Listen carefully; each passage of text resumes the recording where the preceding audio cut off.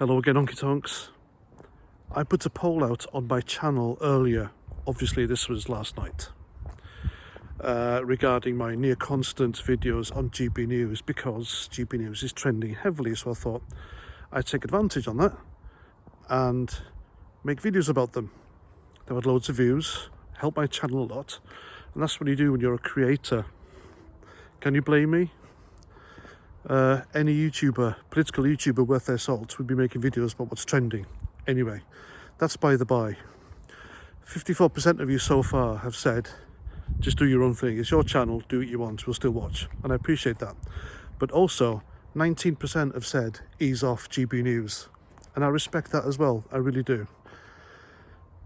A content creator that doesn't ask their subscribers what they want every now and again isn't really worth watching, in my opinion, because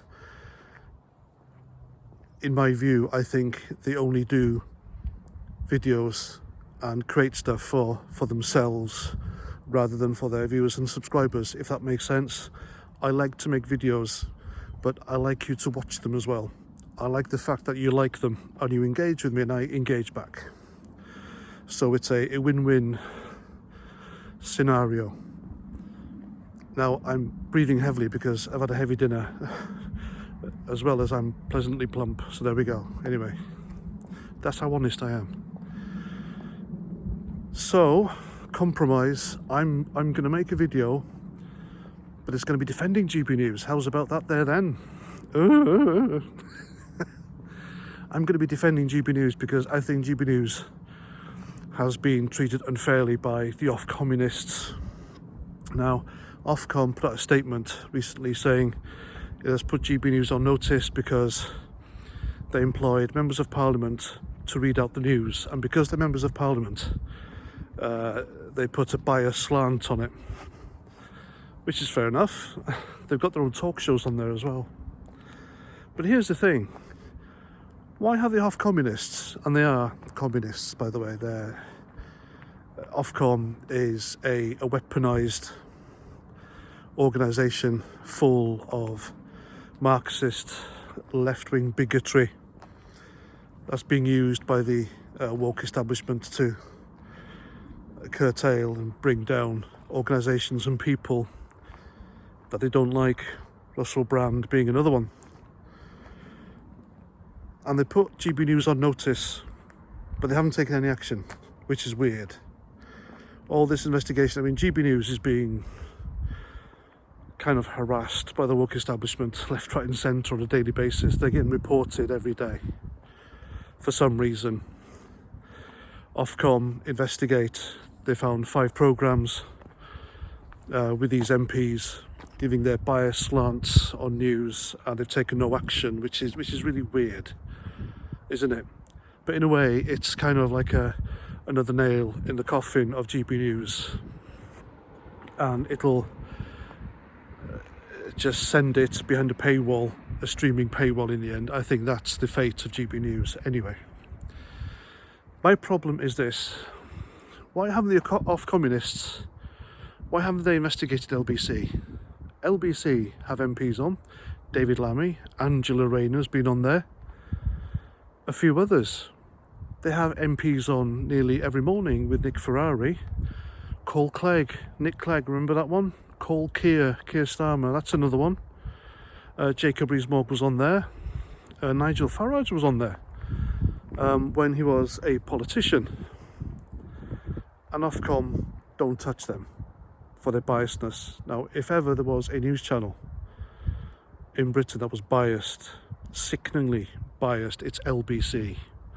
Have you listened to James O'Brien between 12 in the morning and 1 in the afternoon? Don't. Really don't. The guy just really, he'll rile you up no end. He really will. Why don't they investigate that? For fairness. Which just goes to show Ofcom isn't really fair, is it? It's not a fair policing body because it's not treating everyone the same. And I still say GB News is establishment anyway, but the way this has been carrying on, it's not really fair. It really isn't. Then we have Leo Kersey, I'll just say Leo Curse. Now he is a Scottish comedian who has his own show on GB News, and he's blocked me on Twitter because I don't think he appreciated my impression of him. Had a bit of a spat on him. I made that video, didn't I? Dan Wootton, Berries, GB News. I did spell buried wrong, by the way. You were right. Only one R in buried. English is my second language, you racist. That's my excuse. So I changed it. Pretending nothing had happened. But he saw that video and he commented on it. He said, I love Dan, but all you do is videos based on a few stupid tweets, and you should do some more research. Well, they were Dan's, lovely Dan's tweets, you idiot. He called me, what did he call me? He called me a name.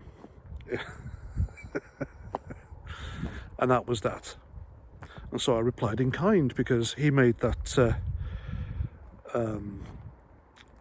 what was it, the Trump bloodbath speech, and he misconstrued it completely, and the idiot had the bloody nerve to tell me to do research, and he twisted that speech for his and his channel's ends. Then he blocked me. You'd expect better from someone who used to host the podcast of the Lotus Eaters, wouldn't you? So there we go, another establishment stooge for you. And not very funny either. Don't know why he talks like that to the camera either. Hey ho, but there we go. Ofcom have treated GB News unfairly, and they won't touch LBC. I mean, some of you must have heard or listened to LBC, mustn't you? I mean, good lord, it is quite literally infested with left-wing bigotry on there. They are a left-wing biased organisation. Sheila Fogarty, she wanted the so-called insurrectionists, the January 6th insurrectionists, she tweeted that they should all be shot. And then deleted it. What else? Ian Dale, a Conservative, in name only. So he's a Kino. I've mentioned James O'Brien. Then you got Nick Abbott in the evenings. I mean, gee, you know, if it wasn't for Donald Trump, that guy wouldn't have a career. His show is based on literally Donald Trump every evening, and that stupid soundboard and that hairstyle. And he's more orange than Donald Trump. It's like he's borrowed. Who's that MP in Parliament with the wig? Michael Fabricant. Michael Fabricant has that wig in the daytime, and then he gives it to Nick Abbott in the evening, so he can go to work on LBC with it. So yeah, not a fan of LBC. I really don't. I don't like what they say, so I don't listen. I used to listen. It used to be quite good. It was quite balanced, but then it just tipped off it crossed the line in the tundra of left-wingery, and stayed there, and it's gone beyond, and it's still travelling left. It's an extreme, I'm pointing right, extreme left. it's gone in that direction. And that's it.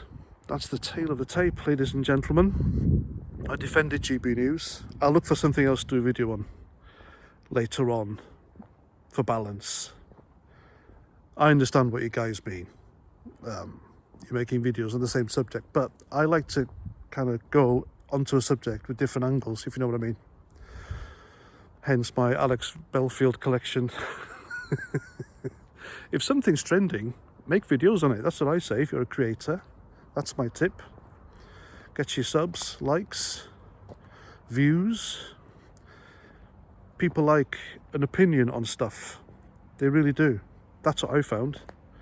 And that's why I've got 80,000 subscribers, I think. And many others. Look at Simon Sideways. He has an opinion on things. And he's immensely popular. And he's doing great. And it's great seeing Simon doing really well. Andy the Cabby, another one, a good friend of mine. Now, we started off on the wrong foot, but made amends, and now we're very good friends. We're in touch almost daily, and it's mostly YouTube stuff. We talk shop, how to better our channels, etc. And it's nice to learn from other people. That's a nice guy who makes videos about literally everything, and they're videos about helping people as well. So go and have a look. Angry Bootneck, another one, brings humour, brings squaddy northeast humour into his videos, and he's brilliant. It's a fantastic channel. His channel started to grow again. He should be on like hundreds of thousands of subscribers. He's just funny and witty, and I like him. We Got a Problem needs no introduction. We've all got our own styles, haven't we, of doing things, our own opinions, our own takes, our own angles. And that's why we're all kind of popular, I reckon, and we resonate with people, and I think we like that. We really do. So I urge you to do the same. Just get a phone out. That's all I've ever used is an iPhone and a selfie stick. That's all I've ever used. No PCs or anything like that. I just talked until I got brave enough to go on camera. And that's it. And now I've got people coming up to me on the street, shaking my hand, buying me drinks, etc. That's where it's led me to. Kind of mini fame. Not what I wanted, and I appreciate it. But it is what it is. And it's a nice feeling. It means that I'm doing the right thing, and people like me and agree with what I say, and that's the main thing. I've yet to have someone come up to me and throw milkshakes at me. You watch, that'll happen next time. Just my luck. Some blue-haired lefty with their milkshake or their latte with albino rat's milk in it from Starbucks and chuck it all over me. Yeah, baby, why not? Anyway, I've rambled on long enough. Hope you like. If you do, please subscribe.